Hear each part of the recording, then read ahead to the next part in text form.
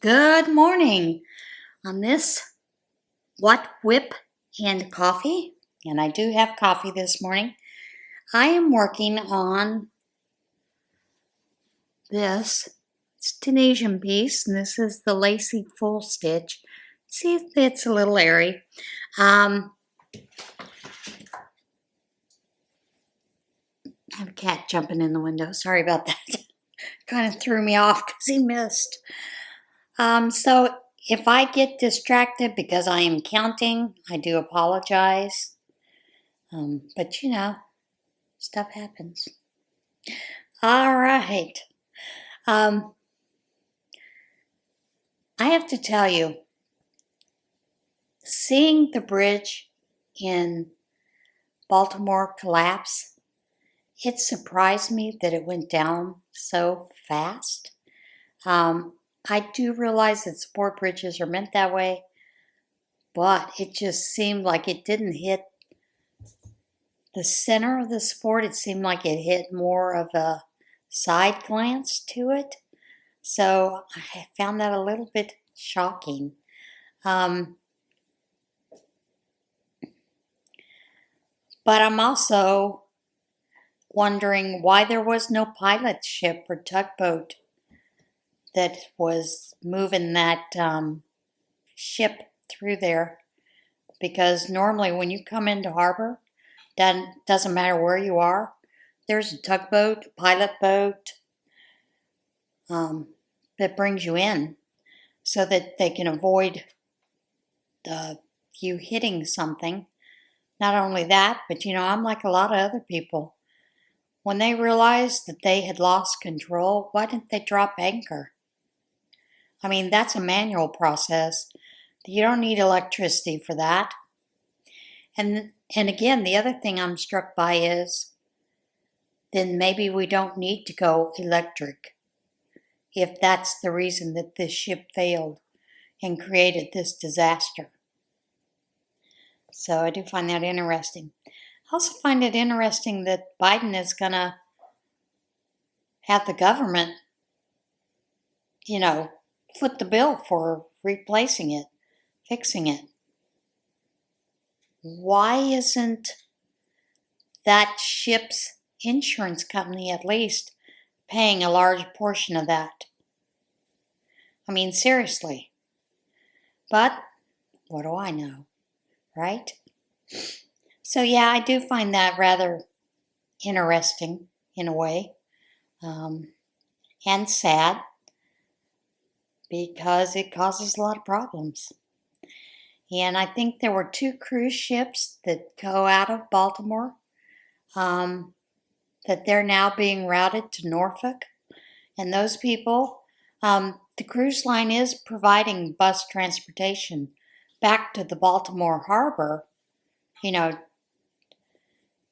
but wow, that really messes up their plans, because if they had plans to fly out that same day to leave to go back home, then they've got to change those plans. And those people are stuck on the hook for that extra money, because as you know, if you change any of your flight plans, it's ridiculously expensive. Which I sort of understand, but I don't understand why so expensive. Because normally there are plenty of standby passengers that'll fill that seat. So, just find that strange, odd, in a way. Other than that, things here have been going well. Other than Sunday night, I was pretty sick.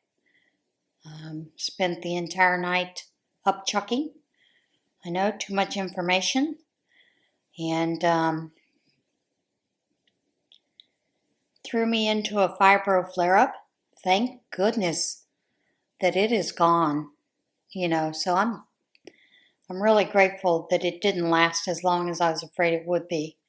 And I just had severe pain Tuesday, a little bit more pain Wednesday, and then Thursday I was much better. Although for some reason my legs were really achy this time. And it hurt to go upstairs. Do I have stairs in my house? No, thank goodness. But I had to go to the post office and had to walk up the stairs. And of course, by the time I was mid-stair, I was thinking, maybe I should have walked up the ramp. So yeah. Well, what are you going to do? You just have to do what you got to do. Get through the day sometimes. And unfortunately, that's the way fibromyalgia works. Did a lot of sleeping Tuesday, a lot of sleeping Wednesday. And that was a good thing because there were a lot of, normally I'm also one of the volunteers with the WANA group, which is normally held Wednesday nights. And thank goodness we didn't have anything Wednesday nights, so I've been pretty much able to rest quite a bit, get enough rest. Of course, things have suffered in the house because it's just me and somebody still has to clean. Believe it or not, as much as I love my 2 kitties, they are a disaster sometimes. I think I told you guys I have a tripod here that Izzy just keeps chewing that neoprene handle off the mono. It's a mono leg that you can take off and you can mount the camera on just it. But this cat, I'm telling you, talk about ornery. She sees that down, she comes running, start chewing on it, tear it apart. And she's doing a lot of chewing. So I've had to try to get her some kind of chewy toy so she'll leave my stuff alone. So yeah, cats, sometimes they can be rather annoying. That's all I'm going to say.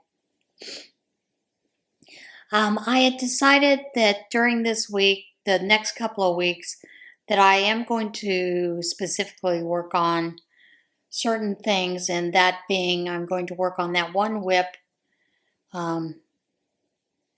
which I do later on in the afternoon. I try to make sure that I'm making 2 to 3 hats per day. I don't know if I'll be able to make that all the way through. I have 17 hats now that I need to make, and so far I have got 9 of them done. So still have quite a few to make to get them done so that I can take them out next week for the prayer shawl ministry so that they'll be ready for the kids. I think we're going to go over to the school in May or something to deliver them. I don't know. I don't know how they're going to work that. And I'm not sure they know either. So we'll see how it all works out.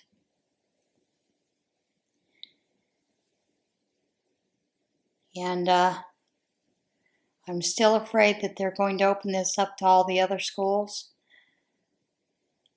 And there aren't a whole lot of ladies that like to make hats. So I got to make a decision. Do I want to make hats or not, right? But yeah, I did want to get some of those things off my whip wall. I have a couple of knit projects as well that I need to get working on. And of course, one of those has alpaca in it. And I think I have the gloves with the project.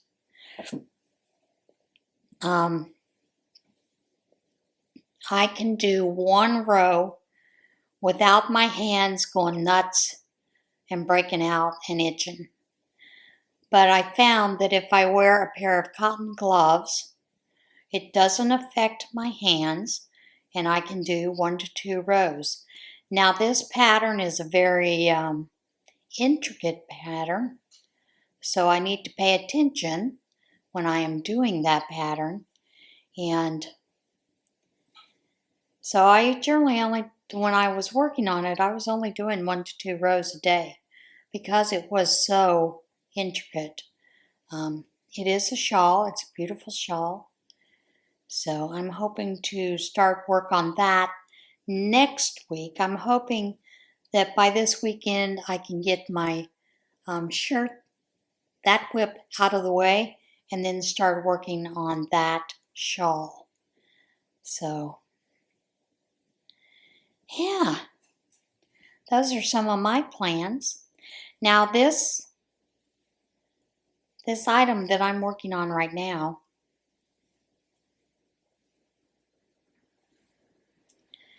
I realized that I only have one more cake. And I'm probably going to be able to add about maybe this much more with the one cake that I have. So you can see as a shawl, it's not going to be very big. I do have some more Peruvian wool in there that I think, I mean, it's not pink, but I think that I can bring that out and add to this so that it can be a multicolored shawl. What I'm going to do is later on I'm going to go into my fancy yarns and look for those hanks, pull those out so that I can stagger the shawls to make it a multicolored shawl with this project. I wish that I could order more of this. Cannot, since it is Knit Crate and they are no longer in business. But sometimes that's the way the cookie crumbles, right? You just have to do what you can do. And then I thought about going online, looking for maybe a worsted weight. Because this is a pinkish color, thought maybe I would look for some browns or a nice brown to go with it. I like the colors pink and brown together. I think they set each other off. So I haven't decided yet what I'm going to do for sure. But first I'm going to go look and see what I have, because I have the scorched earth thing going on, right? So yeah, do need to do that. I did have someone ask me, I had done the insulin resistance and a sort of a diet that's related to it on the last Healthier You. I did have someone ask me to do a hyperinsulin anemia, to discuss it. So that's going to be next Wednesday's Healthier You topic. If there are topics in the health that you would like me to research, look into, by all means, send them my way. If you are on Facebook, you could put them under the Scraptastic Yarns group. You know, topics that you would like me to explore. You can put them under that. Maybe I'll start a thread for that. You could also send it to me by email at scraptasticyarns@gmail.com. Or you, if you're a friend of mine on Facebook, you do it by messenger or even in just a message on Facebook, you know, tagging me. So, although I do have a list of topics that I'm wanting to look at, I just thought I would put that out there for folks who would like to have me do a specific topic.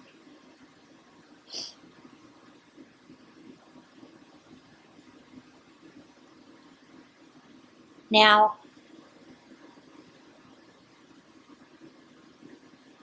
I have been watching quite a few new channels, and I've got shout outs lined up through the month of April.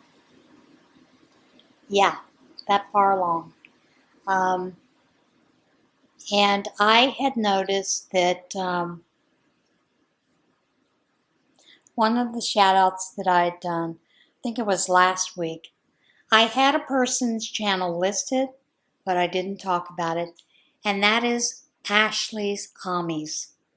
And I am so sorry, Ashley, that I missed that. So I will leave her link down below again,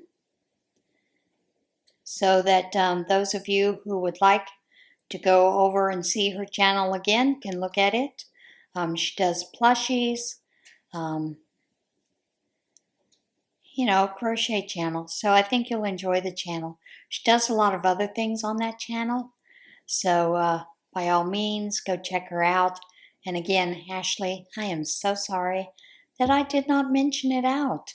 Normally I double check, but for some reason I just didn't that week when I put that video up. So now I'm going back through, listening through some of my shout outs to make sure that I got them all spoken into the video. All right, Ronan, leave it go. Leave it. Cats. Like I said, he is the worst when it comes to me crocheting. He likes to follow the yarn. He likes to attack it. Thinks it's fun. And my end here, he thinks it's fun to play with it. He thinks it's a toy when I'm doing Tunisian. So sometimes you may see me, if I am doing Tunisian, holding this in my hand. It's so that he doesn't see it movement and doesn't attack me or attack it while I'm working. Because, I'm afraid that when I scream out, because he always comes in claws extended, that it might startle you. I know it startles me.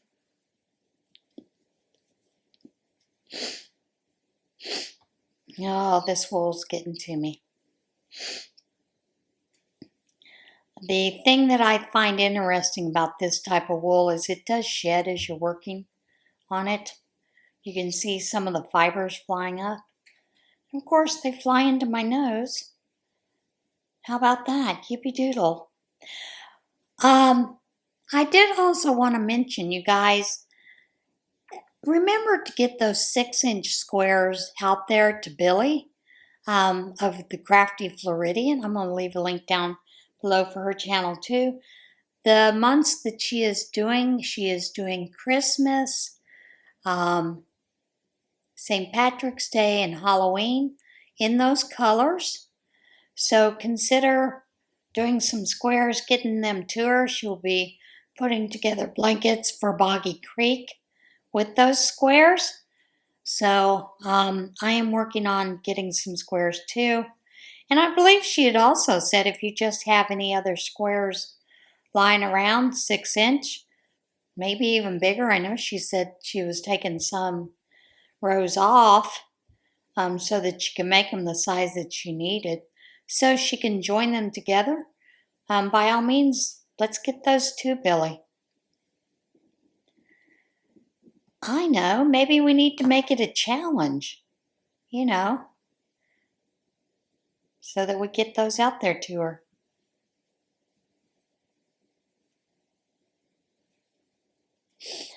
And of course, the colors that she's using, like I said, are the colors of Halloween, St. Patrick's Day, and Christmas. But remember, in St. Patrick's Day, some of the colors are also orange, as well as the green and the whites.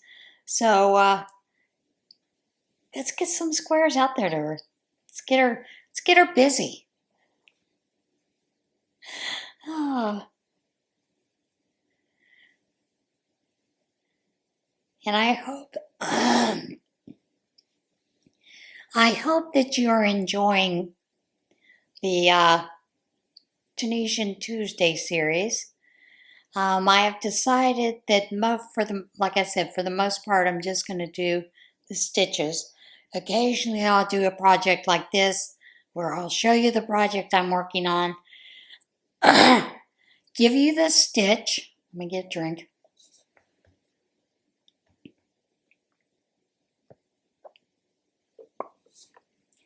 give you that stitch,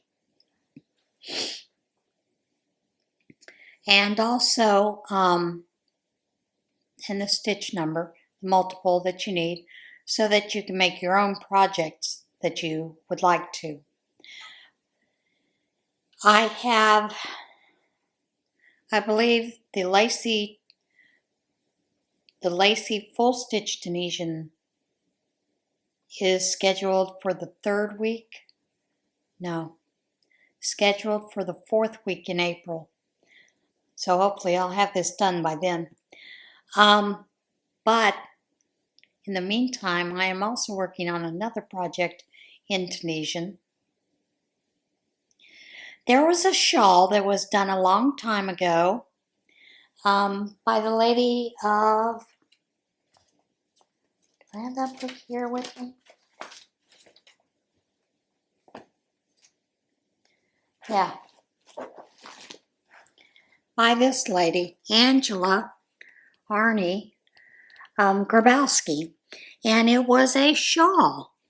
So I thought that I would start working on a shawl. We could do that as a mal together, make along, and that I would present the stitches that she has done. I'm looking forward to doing that in June.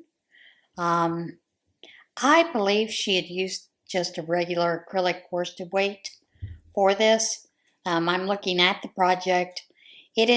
The pattern is in the Wayback Machine. You can still get the pattern and print off, download those pages, save them, and I'll try to remember to put that link down there below so that you can go ahead and get that if you'd like to do it, so that you can get the pattern together, determine what you want for your supplies. You will need a Tunisian crochet hook that does have a cord with it, which will be better. I'm not sure if you could use just a straight Tunisian crochet hook. You may be able to. I'll have to look at the pattern again, but I thought that we would do that together, revive that shawl pattern, and it's going to be a learning curve. I have not done that shawl pattern before. It is something that has been on my bucket list to do, so I would like to do that shawl. But in the meantime, I'm also working on another project, Tunisian, because I've realized I love Tunisian crochet. I've really missed Tunisian crochet. Did you guys see Nina's, Lynn-Ann's last project that she did? I think she showed it Monday, which was the sweater for her, was it her grandson? Now her granddaughter wants one. But it had a hood on it. She couldn't figure out the hood. The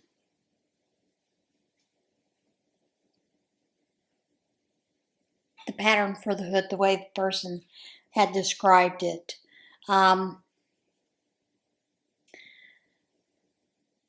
Hoods in Tunisian crochet can be a little tricky because you do have to do some decreasing towards the back.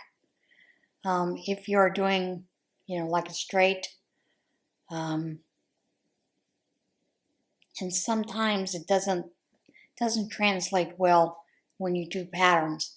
You almost need to have a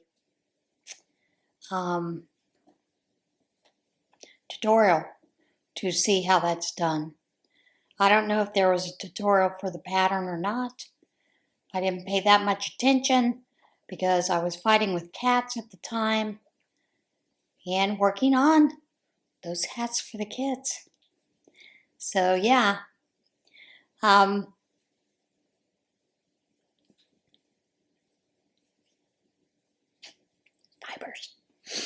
I hope you guys are getting all of your projects done. I hope you're enjoying this series and are pulling up a WIP to work on and to get finished. I know Jax has shown the Boggy Creek blanket mal that she is doing. She is doing it in a thinner yarn, but she's also shown what she has done in that worsted weight. And it is amazing. It's an amazing pattern. So that's another pattern you could do for Boggy Creek. Of course, you can do anything you want for Boggy Creek as long as it measures up to the measurements that they need. And of course, you know, the goal this year for it is to double what they did last year. I believe last year they did 1,900 or 1,090. Can't remember exactly what the numbers were. But if we're going to double that, that means we've got to come up with at least 3,800.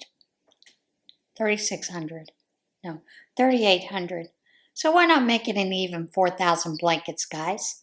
Come on, we can do it. We've got a whole year to prepare. Well, sort of. So, and I figured that a lot of my scraps that I am not doing for those hats can go into Boggy Creek blankets. And there are so many patterns out there that can be used with scraps. Corner to corners can be done. You can do the block stitch afghans, mile a minutes. Let's see, Creative Grandma Glenda just put out a stitch last week. It's a 1-row repeat. It's a beautiful looking stitch. And I'm sure you could use your scraps for that blanket as well. And it would be stunning, especially if you mixed in a lot of brighter colors with them. So that's something to look forward to making. And of course, if you have Christmas yarn, I have Christmas yarn. I was thinking about making a couple that are just Christmassy. So there's that. If you are into mosaic crochet, juniper and oak? Erin? No. Why can't I think of her first name? You know, she's doing that Christmas mosaic crochet along. She also has one that's coming out that's a spring garden. I think that starts in June. That one looks like it'll be amazing as well. So those are some things to think about if you're into mosaic crochet. So yeah, there's a lot to be done. We have a lot that we can do and work for charities. Now, also, those of you that follow Lucas Yarns, you know Lucas's mother fell. She broke her arm. Thankfully, it wasn't at the fistula. And of course, she's been waiting, was it 10 or 12 years for hip surgery? My God, that's awful. To imagine to be in that much pain for that long. So I guess by now they should have been to the surgeon to find out what's being done. But as you know, since his mother fell, she is staying with his grandmother, and he's over there quite a bit trying to help as much as he can, plus still continuing to work. Lucas, my heart is with you because being a caregiver is difficult. It's extremely difficult. And when you're having to go back and forth, that just wears you out even more. So everybody, let's lift up Lucas and his family in your prayers and your thoughts this week, next couple of weeks. Keep him in mind. Send him some messages to just keep him going. He has asked for YouTube channels so that he can watch YouTube videos while he's at his grandmother's house with his mother helping. So, bombard him with those links so that he can join in on some of those things. Watching different videos. I have a feeling he's going to be a little bit busy pretty soon. And here's hoping Sorry about that. The camera stopped. So anyway, bombard him with those things, and I have a feeling he'll be pretty busy pretty quickly. Hopefully that surgery has been scheduled and she will be getting surgery done, and hopefully they will do both at the same time. They'll do the hip and the arm and repair those. So that'll take a little bit of stress off of Lucas. He's already stressing about the job situation, so let's lift him up this next couple of weeks. Alright guys, since this video had stopped, which means it stopped at 29 minutes, because that's what my camera does, I am going to let you go for now. I think I've yammered on enough today. I hope you did get a little bit of work done on the project that you've been working on, and if not, there's always next week. Alright guys, I will see you guys again soon. Remember to be a little kinder to yourself, be kinder to one another. Get out there and see this big, beautiful world we live in, and move a little bit today. I'll see you again soon. Bye.